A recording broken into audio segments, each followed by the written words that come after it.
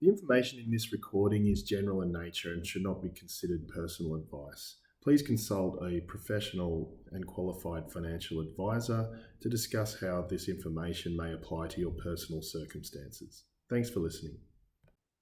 Hi, it's Dane here from Own Financial Planning, and joining me today is Eric Morais, investment specialist at Orbis Investments. And today we're going to be talking about active and passive funds management. So, hi Eric, could you start by sharing with listeners what are the main fundamental differences between active and passive funds management? Hi, Dane. Thanks very much for having me. Really appreciate it. To my mind, passive is great in getting one market exposure, right? And usually kind of broad market exposure. And the main benefit of that is in a very simple and inexpensive way, getting equity market exposure, right? Which I think still remains the core of the vast majority of people's investment portfolios, and rightfully so, based on the fact that returns historically on equities have been quite good. So to my mind, the key benefit of that sort of approach is reasonable pricing, right? So there are active managers that charge prices that are unfairly high. And of course, there's no real risk of underperforming, at least not gross of fees, as long as one works with a capable passive investment management firm. So to my mind, it's by far the best, simplest way to get access to equity exposure.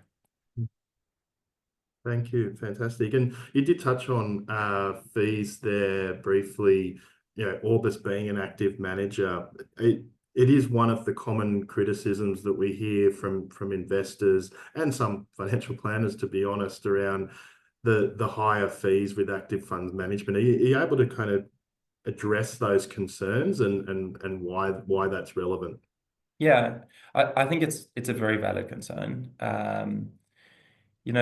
To my mind, the main benefit of active is in some sense the opportunity. The main benefit for passive is in some sense the opportunity for active, in that with passive investing, there is no real opportunity to outperform. And that ultimately is what active managers are there to do, right? So there is a risk of underperformance, but there is also the opportunity to outperform. But that has to be measured net of fees. And at the end of the day, there has to be value for money there for clients, net of fees. And so I think it's very important to kind of understand and assess the reasonability of fees in terms of the fee level, but also in terms of the fee structure. One of the things I found fascinating in both the kind of wholesale advice space as well as the institutional landscape, and this is true in Australia, but it's true globally, is that there's been quite a meaningful shift towards fixed fees, flat fees, and away from performance fees. Now, to my mind, incentives are a very powerful force. And so it, to me, makes a lot of sense for there to be an alignment of incentives there, that investment managers should share in the outperformance that they deliver for clients. Not excessively so, but they should share in that as a mechanism to incentivize them to remain performance driven. There have certainly been some examples globally of investment managers going through a phase of having very strong returns, growing, becoming large, and then embedding themselves through relatively low fixed fees. And from that point forward, failing to deliver that same sort of level of outperformance that they were able to achieve before. And what's the quote from Charlie Munger? Show me the incentive and I'll show you the outcome. It feels a little bit like that. Incentives are Took the very words out of my powerful. mouth. Exactly. So I think it is a bit of a strange thing that the industry has moved towards fixed fees. I think it's right that the industry has put fee pressure on managers to lower fees. There was a time when fees were too high. But the shift from performance-driven fees to fixed fees has caught me a little bit by surprise. The one thing that might be worth touching on is just kind of to link this active versus passive debate to the investment environment, because I think Yes. there are some environments where you might expect many active managers to perform better than others. So I prepared one slide that I thought could be useful to talk through. But before I do that, my compliance department will kill me if I don't put this up for a second. So general Likewise. advice only, as you know, nothing I say takes into account your personal circumstances. If anybody listening to this needs a good financial advisor, I'm quite certain you know one. Mhm. So this is the slide that I thought I would just touch on. And what this analysis does is it's a Monte Carlo analysis, which in simplest terms is just we've performed an exercise 10,000 times over. And that exercise is taking randomized combinations of 50 stock portfolios from the world index. And we've measured how those stock portfolios perform. And we've done it for this period starting at the beginning of 2023 through September 2024. The reason we picked that period is because this is the window where the Magnificent Seven, and geez, am I getting sick of saying those words this year? I think I'm banning it for 2025. It's where these mega cap tech companies, how's that, have performed so incredibly well following the launch of ChatGPT and all of the AI hype that we've seen. And this has been an environment characterized by the market very much being driven by just a handful of very big companies. And that kind of environment is very difficult for active managers, right? If you're an active manager that is truly active, and that's kind of what this analysis captured, meaning you're starting your portfolio from a blank sheet of paper and you're picking, let's say, the 50 best ideas you can find. It's quite difficult because if you weren't, let's say, smart enough or lucky enough to pick a few of the Magnificent Seven, it's been very hard for you to keep up. So that's what we're representing here. So since the start of 2023, the world index has returned in US dollars about 45%. That's not annualized, that's the cumulative number.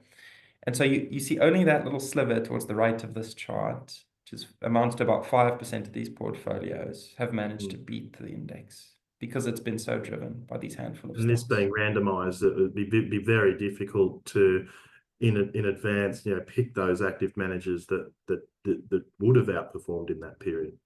Exactly right. Exactly right. And typically, I mean, just to level set what this normally looks like, I've had a look at the same analysis for different kind of 12-month periods. And kind of as you might expect, roughly speaking, about half of these portfolios tend to win and about half of them tend to Yeah. lose because they are just randomized. Yeah. In most time periods, it's just that this is a very unusual, has been a very unusual period in markets. The opposite can also happen, meaning kinds of environments that actually make it quite easy for active managers to do well. As something like that would be 2009. It's maybe a good example of that, where if you ran this analysis, just from memory, I think the number was over 90% of these random portfolios would have outperformed because you saw a lot of breadth in the market. You saw a lot of companies by number outperform the world index as Right. some of the smaller constituents of the index kind of caught up. Once it became clear that we'd managed through the global financial crisis in one piece. So the opposite can also happen. So some environments really tough on active managers. Maybe a little bit of grace can be afforded. Other times, when active managers, if you see any managers kind of pounding their chests on some of these things, it's important to understand the environment around that too, because it could be that the environment's been quite favorable.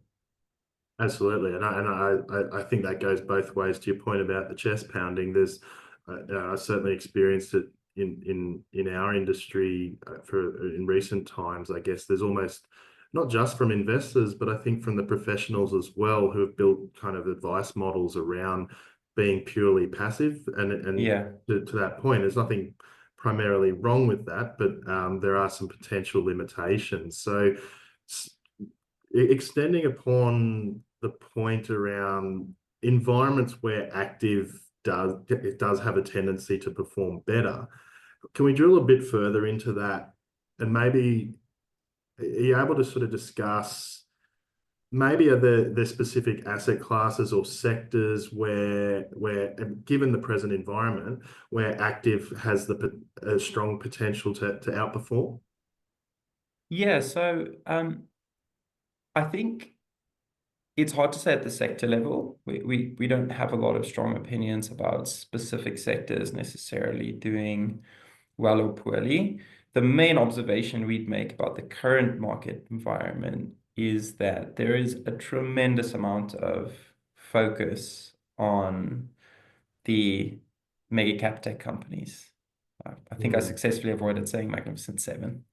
And so that's the main feature of the market, I think. And so Yes. if I link this back to the point you're making about fees as well, I think if one is going to pay for active management, that active manager has to play quite a particular role in a portfolio, and it's got to be something that you can't Yep. necessarily easily or cheaply access via passive, right? And so that means that the managers have to be quite different from what's out there in the market, where the passive exposure is focused. And I've got a few slides that I thought could be useful on that front, that kind of break down what the opportunity set looks like, Yep. where I think it might be helpful pointing listeners to places where active managers might be focused now, if they are playing a role in a portfolio that's quite different from what you can access cheaply via passive. So in this exercise, we took the All Country World Index, which is a couple of thousand stocks in there, and each little dot that you see represents one stock. And we've split them across two different axes. The x-axis is how expensive the stock is versus how cheap the stock is. And the y-axis is how cyclical is that underlying business, which we measure through a sensitivity to interest rates.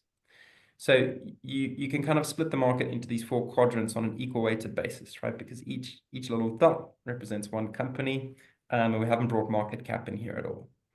And so on the right-hand side, you've got businesses that are quite growthy, and on the bottom, you've got businesses that aren't perceived to be very cyclical, right? So you might call those growth defensives. And that's where a lot of the mega cap tech companies sit. On the flip side, the left-hand side of the chart, you've got traditional value stocks. At the bottom, you might have value defensive. So think of that as something like a telecom company, like a Telstra. So they tend not to grow that fast, but they're also not that cyclical. And so they tend to carry quite reasonable valuations. At the top, you'd have value cyclicals. So those would be kind of traditional value stocks. Think of industrials, things like that, businesses that tend to trade at low multiples, in part because they can be quite cyclical. So this is kind of a useful sort of map of the market, and you can see we've split the market into quadrants, right? So on this basis, on an equal weighted basis, it's split neatly into four. But where this gets a bit more interesting is if I just flip to the next slide, and here we've brought in market cap, right? Wow. The weight in the index for each of these bubbles. And some of the bubbles disappear into nothingness because they're so small that they can't be represented. But others really become quite large. And it should be no surprise what the big bubbles are, that bottom right-hand quadrant. That is the Magnificent Seven. The three really big ones you can see, I think, are Microsoft and Apple and Nvidia, as you might expect. But all of the Magnificent Seven are in that bottom right-hand quadrant. So visually, this makes it quite easy to sort of spot, okay, what's the market focused on? Market's focused on these growth defensives. And through passive exposure, one picks up quite a lot of exposure to that pocket. So if you sum up the weight of all the companies in that bottom right-hand quadrant, today that amounts to about 60% or so of the world index. And the only other time in history, so we've done the same analysis over time so that you can sort of measure how much of the market is in each quadrant over time. And the only other time in history that we've seen 60% of the world index focused in that bottom right-hand quadrant was during the TMT bubble. So it looks a little bit like that. Not exactly the same thing because, I think you'd be silly not to recognize that the businesses are quite high quality. They're quite profitable. They're different businesses that dominate this now than what they did back in 1999, 2000. But the point stands, I think, that through passive exposure today, one gets quite a lot of exposure to that growth defensives piece of the market. The reason I go through all of this is to say, if you're an active manager, we think that the theme that looks most interesting is quite simply everything else. Right? Yeah, understood. Relative to that piece, Yep. everything else looks far more interesting. So the question I would be asking if I were looking at active managers, assessing them, is to see what role they play in a portfolio and whether their portfolios are sufficiently different to bring something different into a portfolio and help diversify it, rather than doubling down on the existing exposure that one picks up through active. Hugging the index, but you're paying an active fee to get a similar outcome that you can get much cheaper with passive. Exactly. And I think Mm. similar outcomes are interesting. So that's really interesting. You can kind of measure that over the long run. So let's say an active manager keeps up with an index. It's not a great outcome. Mm. But if they, along the way, reduce the risk of the portfolio, reduce the volatility of the portfolio, there is even still value in that. Mm. But if one is hugging the benchmark, it's unlikely you'll outperform, and you're probably not providing any diversification benefit to a Mm. portfolio. There was one more slide, this one, which I know the value growth thing has sort of been done to death, so I don't want to spend too much time on this, but as a kind of simplified way of building on the previous slide, we looked at the exposure that one gets to value stocks versus growth stocks for the world index. That's what you see in the passive column. Now, very much in keeping with the prior analysis, you can see you get a lot more growth than what you get value Mm. from a style breakdown perspective through passive exposure, almost twice as much. But then what's really interesting is we had a look at the three largest actively managed funds in use by advisors in Australia today. And the fascinating thing about that was the growth bias is even larger Mm. amongst some of the big active funds. And I think that's a little bit of a natural consequence of human behavior, right? Because those would be the funds that have performed best. And Yes. so they tend to be the funds that attract flows. And then Mm-hmm. they tend to get bigger. And so they get picked up in any kind of analysis that you do, top 3 funds, top 10 funds, whatever it might be. It tends to be quite growth dominated right now.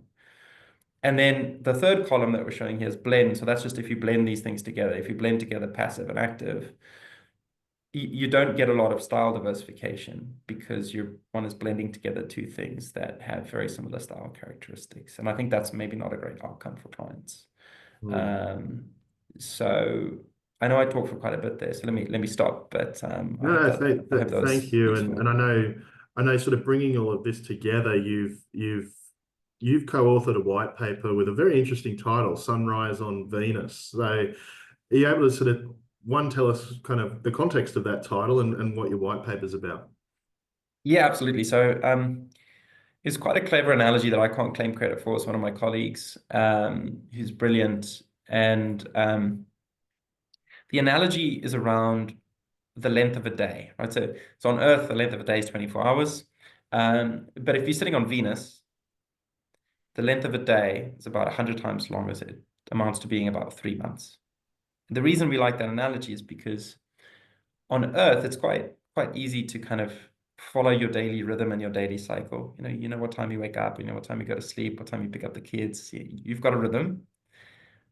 But on a place like Venus, it would be much harder to have a rhythm.